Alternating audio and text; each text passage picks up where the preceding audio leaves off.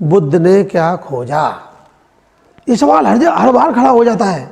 ऐसी कौन सी बात जो बुद्ध ने खोजी? ऐसी कौन सी बात जो बुद्ध ने खोजी जो बुद्ध को मालूम है और बुद्ध ने दुनिया को बताया है? ऐसे कौन से जो दुख से बाहर आ जाए वो? आप देख रहे हैं WLBS न्यूज। चैनल को सब्सक्राइब करना और बेल आइकन को प्रेस करना ना भूलें। तो पहले जानो, फिर छानो, फिर मानो और तब काम करने की बात को ठानो। अब हम काम करना है हमको। यही छानने का तरीका है, यही समझने का तरीका है और सबसे अच्छा तरीका, इससे अच्छा कोई तरीका नहीं है। ऐसी कौन सी बात जो बुद्ध ने खोजी? ऐसी कौन सी बात जो बुद्ध ने खोजी जो बुद्ध को मालूम है और बुद्ध ने दुनिया को बताया है? ऐसे कौन से जो दुख से बाहर आ जाए वो? तो दुख ही है। तो पहला क्या है? दुख। क्या है? दुख। क्या खोजा उन्होंने? दुख। तो क्या बुद्ध के पहले दुख नहीं था? था, तब भी दुख था, लेकिन बुद्ध इसमें और जोड़ते हैं।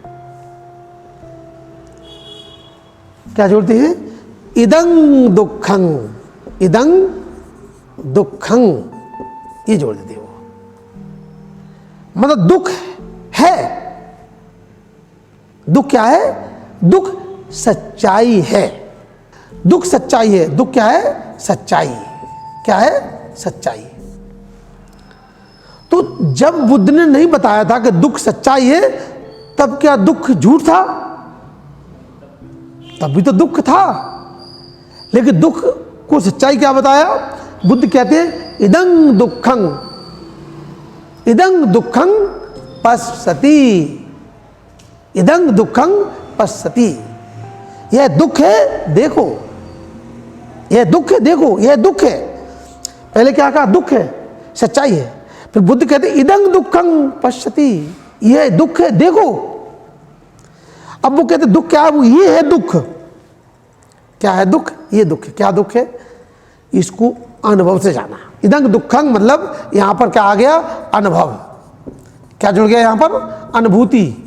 अनुभूति, अनुभूति। बुद्ध की क्या जुड़ गई? अनुभूति। ये दुख है, ये मैंने अपने अनुभव से जाना। पहले भी दुख था, अभी भी दुख है, लेकिन ये दुख इदं दुखं, ये दुख है। फिर दूसरा बुद्ध ने तो दुख, तो दुख निरोध। दुख की बात क्या है? दुख समुदाय। दुख की बात क्या है? दुख समुदाय। फिर क्या है? दुख समुदाय। समुदाय। दुख है, लेकिन वो दुख हुआ और उसका उदय एक साथ हुआ, अलग से नहीं होगा। ये दुख है, अब इसका उदय हो रहा है, नहीं, एक साथ ही होगा। वो दुख है तो दुख का समुदाय है, क्योंकि कार्य कारण का सिद्धांत है। कार्य कारण का सिद्धांत बहुत इंपॉर्टेंट सिद्धांत है। कार्य कारण का सिद्धांत है, बहुत इंपॉर्टेंट सिद्धांत है बुद्ध का। मतलब बिना कारण के कोई कार्य नहीं होता। यही है वैज्ञानिक सोच, यही बुद्ध की बोधि है जो जागती है। और बुद्ध की बोधि क्या कहती है? बिना कारण के कोई भी कार्य संपादित नहीं होता। हम यहाँ पर आए, कुछ कारण है।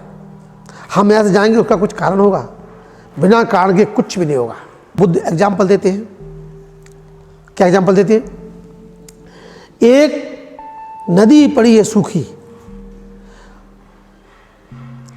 शाम को देखा नदी सूखी थी, सुबह देखा उसमें पानी आ गया, और हमारे इधर कोई बारिश नहीं हुई, हमारे इधर का मौसम बहुत अच्छा है। तो बुद्ध उसका एग्जाम्पल इसलिए देते हैं कि वो कहते हैं कि इस नदी में पानी आया तो ये अकारण नहीं आया, इसका कारण है। क्या कारण है? यह पानी इस बात का प्रमाण है कि नदी में कहीं दूर दूर तक कहीं ना कहीं कोई बारिश हुई है, या कोई बांध खुला है, या कोई नदी इसमें खुल गई है, कुछ न कहीं से पानी आया है। बिना कारण के पानी नहीं आया, अकारण नहीं हुआ। तो क्या कहते हैं? यही है, कारण के बिना कोई कार्य संभव नहीं है।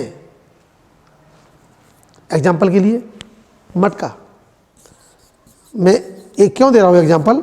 मटका, मटका में एक तो कार्य है, इसमें एक कार्य है और दूसरा कारण है। एक कार्य, दूसरा कारण है।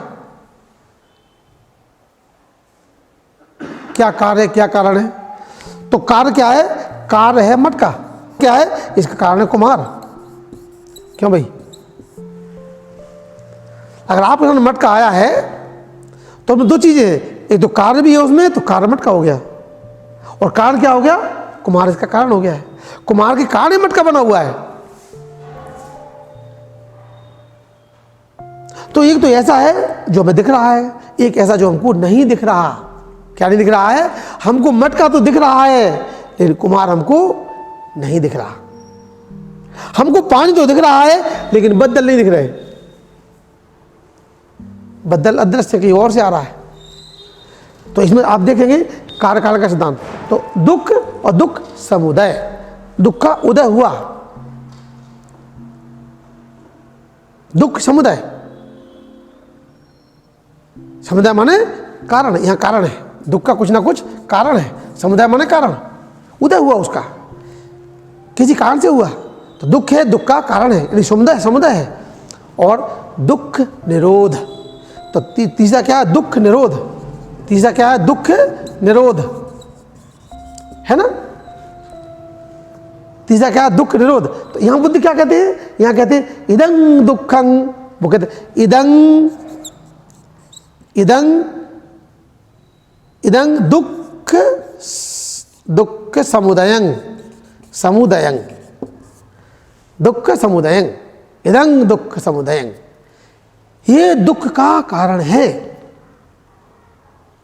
ये दुख का कारण है, दुख का समुदाय है। तीसरा कहते, चौथा क्या कहते हैं, तीसरा कहते दुख निरोध। तो कहते इदं दुख निरोधं, इदं दुख निरोधं, दुख निरोधं, निरोधं। इसको मैं बारी बारी से बताऊंगा अभी आपको क्या है ये इदं का मतलब क्या है। तो ये इदं दुख निरोधं, और इधर चौथे नंबर पे क्या रखा उन्हें, चौथे पे रखा इदं दुख निरोध, निरोध गामिनी पटिपदा, दुख निरोध गामिनी पटिपदा।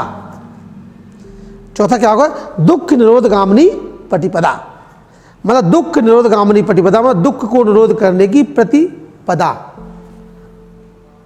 मतलब उसका उपचार, उसका उपचार, उसका उपचार, उसका इलाज, उसका समाधान क्या है, दुख निरोध गामिनी पटिपदा। तो बुद्ध कहते हैं इदं दुख निरोध गामिनी पटिपदा। इदं शब्द क्यों आया? इदं का मतलब है अनुभव। मैंने बताया पहले, इदं का मतलब जो चीज अनुभूति से हो रही है। आप दुख से बाहर नहीं आ पा रहे, मैं दुख से बाहर नहीं आ पा रहा हूं, यानी कि मुझे उसका कोई भी अनुभव नहीं है। जब मुझे अनुभव होता है तो फिर जब अनुभव में चित्त पर उतरता है, उसी का जब मुझे अनुभव होता है तो आप समझ लीजिए कि आप दुख से बाहर आ जाएंगे। अनुभव नहीं होगा तो नहीं आएंगे बाहर। तो ये कठिन चीज है दुख। ये चार, इसको बोलते हैं चार आर सत्य, इसको बोलते हैं चार आर सत्य। ये सत्य है, चार आर सत्य, चार श्रेष्ठ सत्य, ये चार श्रेष्ठ सत्य। ये बुद्ध का बहुत बड़ा दर्शन है, महान दर्शन है, दुनिया का सबसे बड़ा दर्शन। कि ये इसी को बोलते कार्य कारण का सिद्धांत, कि बिना कारण के कोई कार्य नहीं हुआ। दुख आया तो उसका कारण है, कारण है तो उसका विरोध है, उसका उपाय है, निदान निदान है, और जब निदान है तो उसका उपाय भी है। तो इसीलिए आप देखेंगे कि चार आर सत्य को इदं का मतलब है यही पश्य को, मतलब यही यहाँ के देखो, स्वयं देखो अनुभव से। जैसे मान लीजिए उदाहरण के लिए दुख है, दुख का मतलब क्या होता है कि दुख पैदा हुआ। दुख कहाँ पैदा होता है? दुख पैदा होता कहाँ है? हमें पता चला कि दुख पैदा हो रहा है, वो कहाँ पर होता है? दुख जो है कहाँ हो रहा है?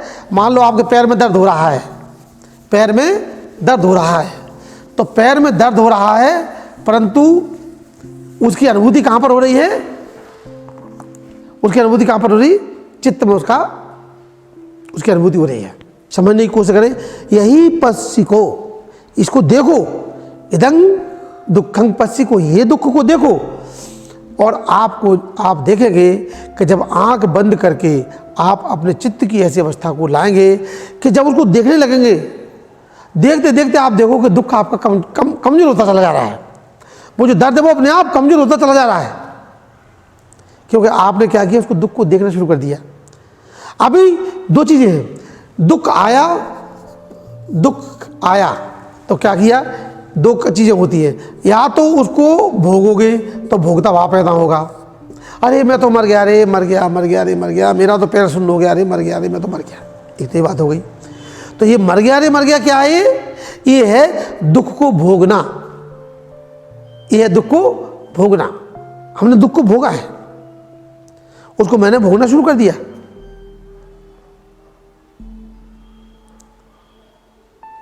और दूसरा है कि दुख के प्रति मेरा भोगता भाव खत्म हो रहा है, भोगता भाव खत्म कर रहा हूं मैं, भोगता भाव खत्म, मैं भोगूंगा नहीं उसको, तो क्या करूंगा, उसको देखता हूं, ये पैदा हुआ, अब इसको देखता हूं क्या पोजीशन बनती है इसकी, मैं इसको देखता हूं क्या होता है। और जब आप उसको देखने लगेंगे, देखते वो दुख कम होने लगेगा अपने आप। तो चीज़ है कि ये जो सिस्टम है, उस सिस्टम को समझेंगे कि दुख आएगा तो भोगता भाव पैदा होगा, और या उसका निरोध करेंगे, आप उसको हटाएंगे, उसको हमेशा के लिए। दो चीज़ें पैदा होंगी। तो मेरा जो शरीर है, मेरा जो मन है, उसको आप देखेंगे कि ये चार सी चीज़ें हैं, 4 8 सत्य।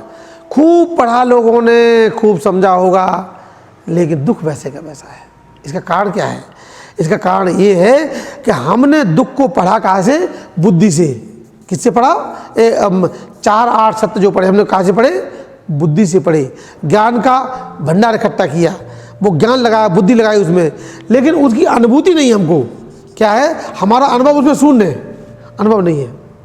तो अनुभव जब आपका जुड़ेगा उसके साथ में, तो आपको हर चीज़ का आभास होने लगा। यही दुख है, देखो ये दुख है। चीज़ें होंगी ये 4 चीज़ें, कौन सी? जानाती, पजानाती, परिजानाती।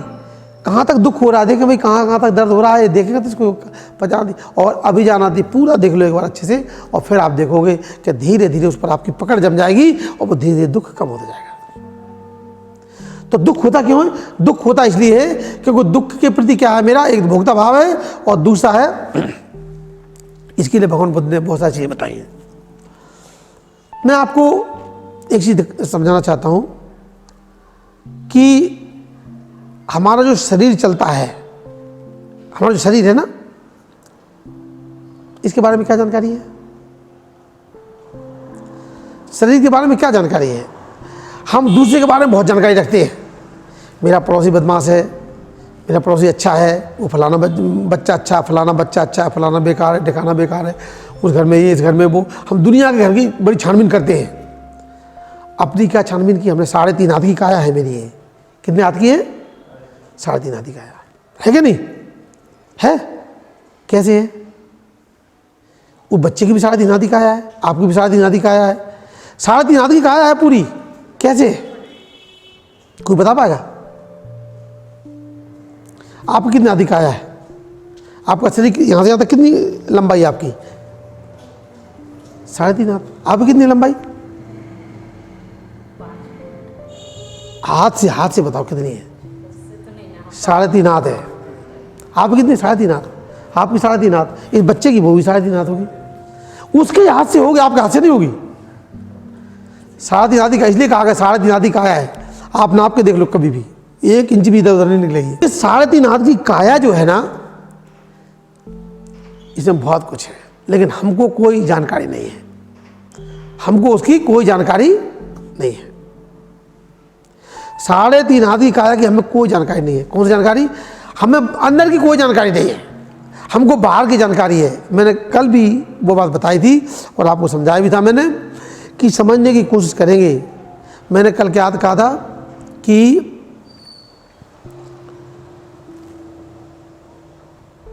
कायोजी गुच्छ, एक शब्द आया था कायोजी गुच्छ, कल मेरी उसमें आया था देशना में।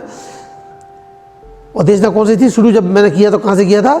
नमामि बुद्धं गुण सागरंतं सत्ता होन्तु सुखी अबेरा कायोजी गुच्छ असुचि दुर्गंधे गच्छन्ति सब्बे मरणं अहंच। यहाँ से मैं शुरुआत की थी। उसमें कायोजी गुच्छ है एक शब्द। कायोजी गुच्छ का मतलब है कि इस शरीर में, इसमें जो शरीर है, काया माने शरीर, और